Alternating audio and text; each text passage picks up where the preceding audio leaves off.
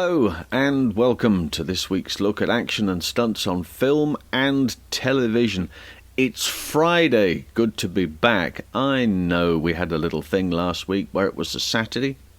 Didn't hurt, didn't hurt that much, just another day. But we're back on Friday. We know how you love your routines.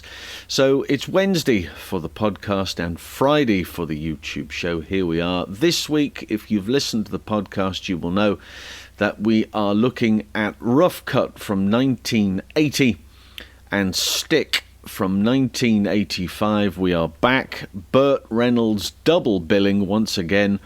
Rough Cut, if you've never seen the film, it's Burt's homage to Cary Grant.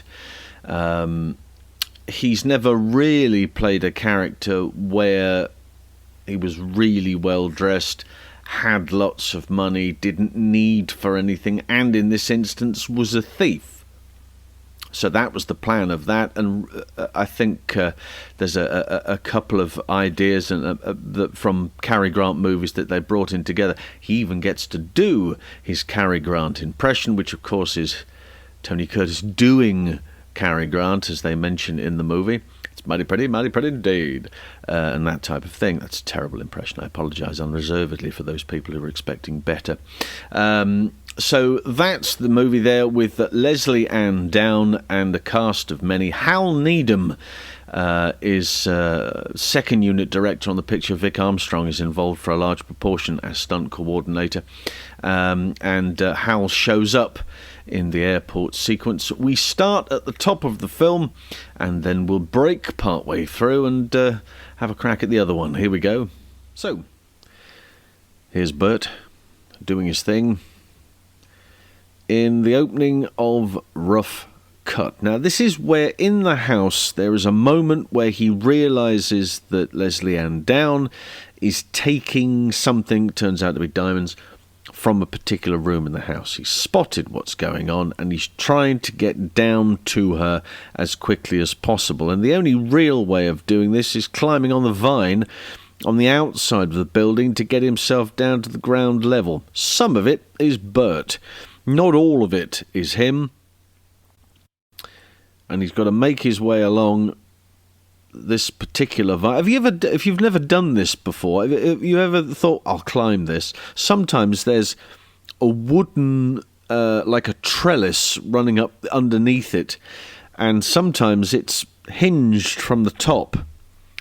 And you can't really afford to get it wrong. If you stretch and you grab hold of something like he's doing there, and sometimes it'll just give way, like has happened there. So it's quite a tricky one. We've got to swing over onto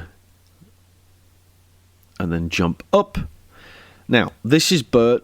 That was Bobby Sargent. Bobby Sargent will crop up again to do the tricky bit, and he'll be highlighted as we go along here. But that's all Burt going across the top there, having a look down. I've got to get down to there. Right you are. Jumps down from the wall.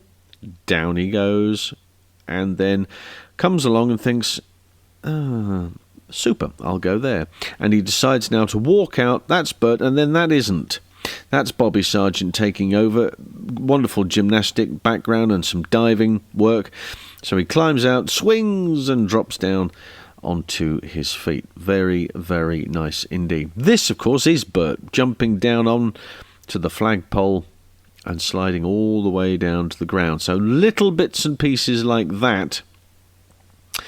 Here's a little driving job that happens partway through the picture where Burt gets into the car. Leslie Ann Down, it's a lovely Mercedes. Is that a 500 SL?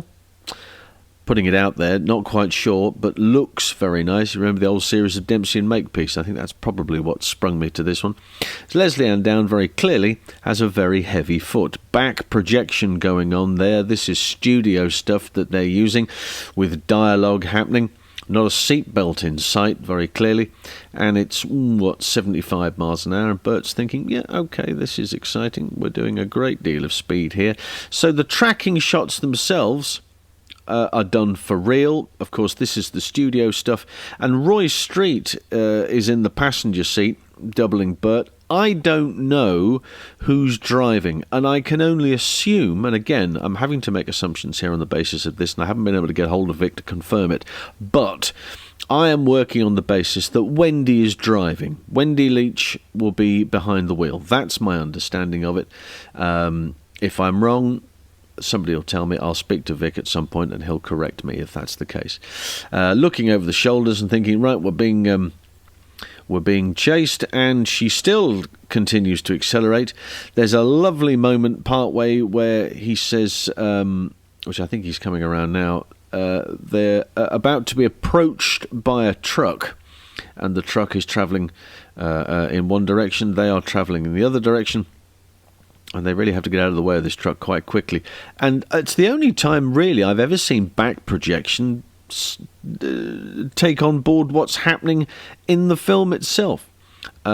He says, "Excuse me, but I think we're about to become a hood ornament for a truck." And they swerve, and then the projection does that. It's really very, very good for back projection. Again, this is old school back projection, but nevertheless, now they've got to get the car out of the way. Lots of over the bumps and into what appears to be a farmyard. Buries the car. Bump. And that's the end of the sequence. And the police car drives by, none the wiser, not being able to find them. God bless the old Bill. Now, moving on to another part of driving, which is the sequence in Amsterdam. There is a diamond robbery. Takes part at Schiphol Airport. And they're in the car there, and they come round the corner, and with a security guard, well, would you Adam and Eve it? It's Hal Needham. Hal Needham, the second unit director, takes a little look here, and I've got a feeling that he doubles Burt a bit later on as well. It could be Bobby Sargent, but chances are it might well be Hal. So lets them go on ahead, off they go, driving on in, and then when they do get to the plane, this is the sequence where they've got to get over to the plane. This is the robbery moment. There's the plane turning up. They then get over. Burt jumps out, directs the plane into its appropriate position. Then it's gas mask time, because they're going to spray the pilots. Out comes the door. Bang, hits him with the spray. And then it's the diving out of the plane once he's got everything. It's really nicely done. She brings the car up onto the roof and then over the head. And I reckon that's Hal just doing that little bit there, jumping into the car, and away they go. And this is the chase now out of the airport and across the flatlands of Holland, or this particular area. I don't know how far this went from a shooting point of view, but they're all in this fleet. Here comes a little car turnover, which is quite nice because it's done in a couple of ways. That's Hal up there. Car comes in, boom, there, and then it changes to a camera angle because there is a ramp attached now to there, and he goes up the ramp and turns the car over. So again, it's an old school way of doing it. That would have been one shot covered by a number of cameras. Here it is it's a couple of shots, and they do it covering the same camera, but they just adjust it accordingly. And again, as we've mentioned before, if there are other vehicles on the road or other pedestrians on the road, they will be stunt people. If they can spot them, a lot of them will be extras in this instance here. Cars bumping into bits and pieces. They've got to try and get from place to place. Helicopter shots following all of these yellow VWs. Volkswagen Golfs, I think they are. Little fleet of them. That's what the police were using back then in 1980. They've got to get to a certain airfield. They make a couple of interesting turns here. Sharp little turn on here. That's Rocky Taylor driving that, and he's going to bury the car, slide, and then gets kicked up the arse and straight into the water. Oh dear. And then they go from here onto the airstrip where the plane is coming in, and they're going to finish the job by chasing him down, which they do by driving across the tarmac, trying to get in front of the plane. And again, camera car right to the next side. They've got to get back on top of it. And a nice big slide to finish before disembarking and getting back onto the plane. And there it is. That is Rough Cut. So far, so good. So, that's Rough Cut from 1980. A couple of lovely moments there. Bobby Sargent really was I don't know where, was it maybe Gator or a movie of that nature with a powerboat sequence where he turned up and then was doubling him for Smokey and the Bandit 2. But Hal used him a great deal. Cannonball Run, he was also used in that as well. But Hal used him a lot in those pictures. A very good double. And Hal getting in on the action as well. Nice little idea with the camera angle change for the car turnover as well. It comes into shot, breaks, and then you get the edit from the other side, and you can see that there is that pipe attached to the back of the car, causing it to flip over. So they've done a couple of little jobs there, which is quite nice, and good doubling too along the way. So enjoyed that. Now, on the success of that, it was reasonably successful at the box office. It wasn't going to break the bank at Monte Carlo. It wasn't the big movie. It was never going to be Smokey and the Bandit or Hooper or anything of that nature, but it was certainly, as Burt Reynolds vehicles go, it was reasonably well received.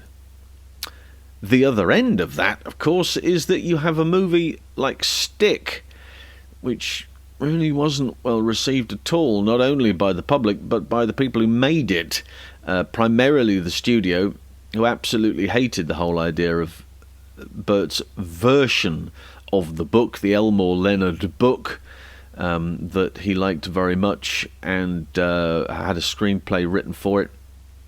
His version of that book was the original edit for the film. They disliked it enormously and went back and demanded reshoots the following year. And there are quite a few people who have spotted that Burt's appearance changes dramatically. In between the first set of filming and the second lot of, or the first lot of reshoots, he'd made City Heat with Clint Eastwood, and had actually got himself injured quite badly on the picture, and consequently hadn't eaten a great deal and was quite ill, and has lost, physically looks very thin and gaunt. He'd lost a great deal of weight. So the shots that you see then at the back end of the picture, the reshoot shots, are him looking very thin indeed. Dar Robinson, of course, the star of the show in this, because not only a wonderful stuntman that we've discussed before, but also playing the character of Moke, the albino.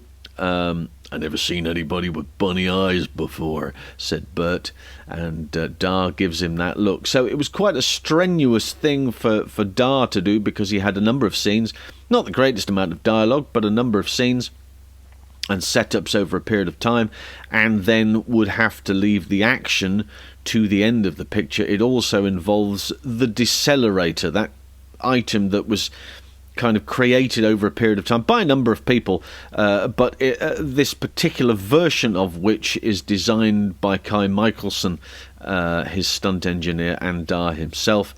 We're going to talk through the picture and some of those moments. There are other moments in the picture, but copyright prevents me from showing you those, but you'll get a basic idea of what we're talking about. So here it is, and we'll regroup after this. Stick.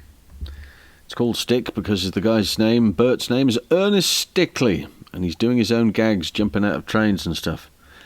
Dar Robinson, of course, playing Moke, the albino. There's a moment here in the shooting which is worth pointing out. Burt slams the gas, he gets hit by the truck, and actually one of those shots hit one of the slugs anyway, or fragments of it hit him. This is the construction of the detailing required for the decelerator. And it's very important to get this right. It's worked out. Look at all the equipment. It's all of the varying equipment that they need, which runs air pressure, which runs through cabling and pistons. They've now got to test it, and they've done it with bags, and now Dar's going to try it himself, and it stops him there.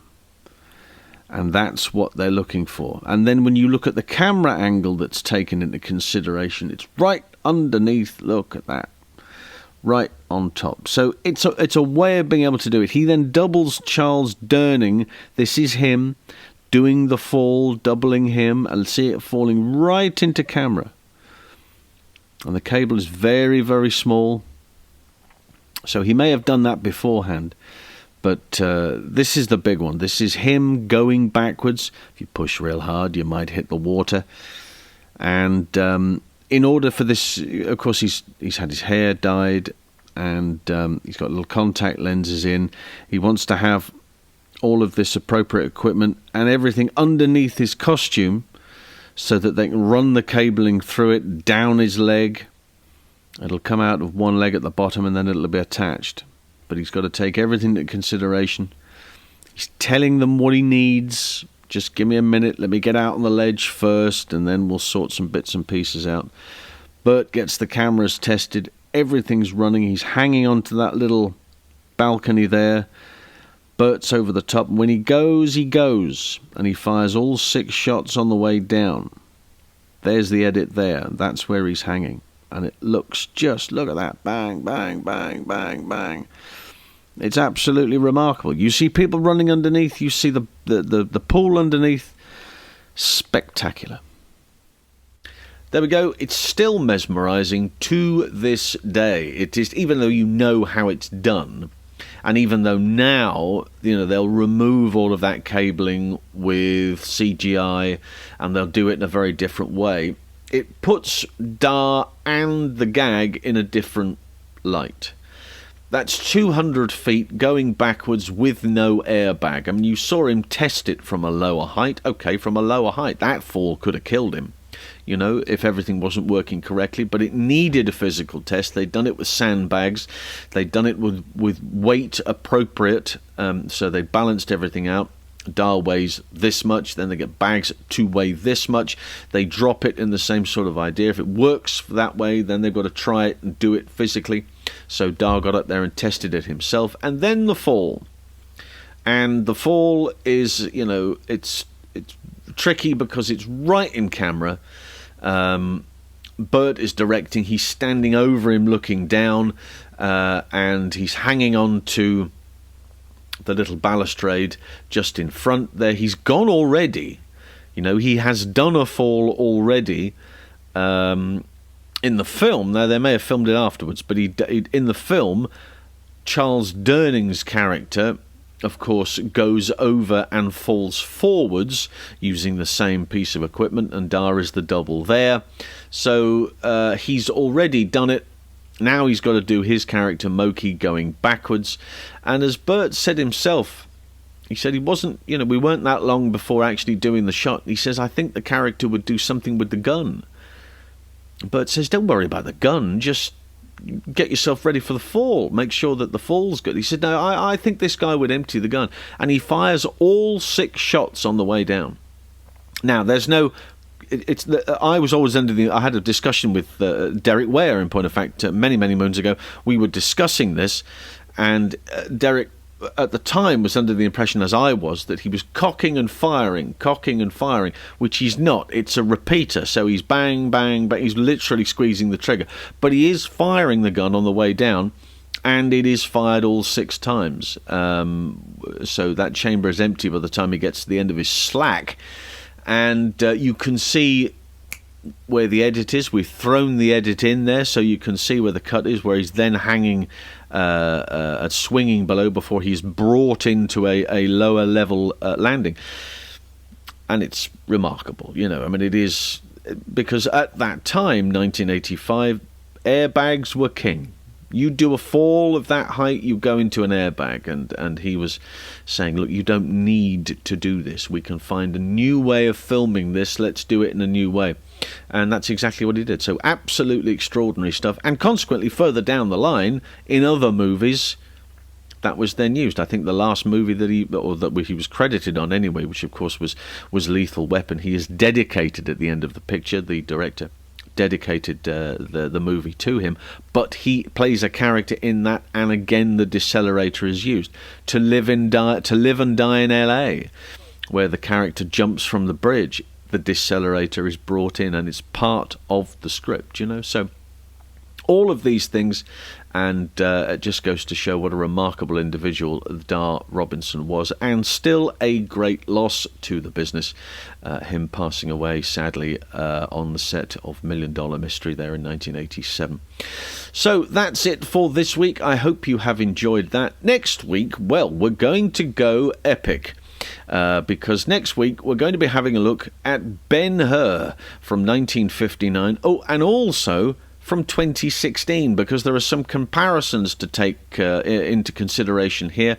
The way in which it was filmed then and the way that it has been filmed now. There are a number of newer inventions that we have available to us these days that they employed then. Quite subtle in certain cases, but there's some lovely behind-the-scenes footage, so we'll take a look at that and go through it, and we will compare it to the 1959 original, the classic, or not the original, but the classic one, with Chuck Heston and Yakima Canutt as second unit director and stunt coordinator for the chariot race, and, well, we'll go through it and compare the two. That's for next week. Don't forget to check out the Pod Dojo Network. They are responsible for the podcast, and until next Wednesday and Friday, it's bye for now.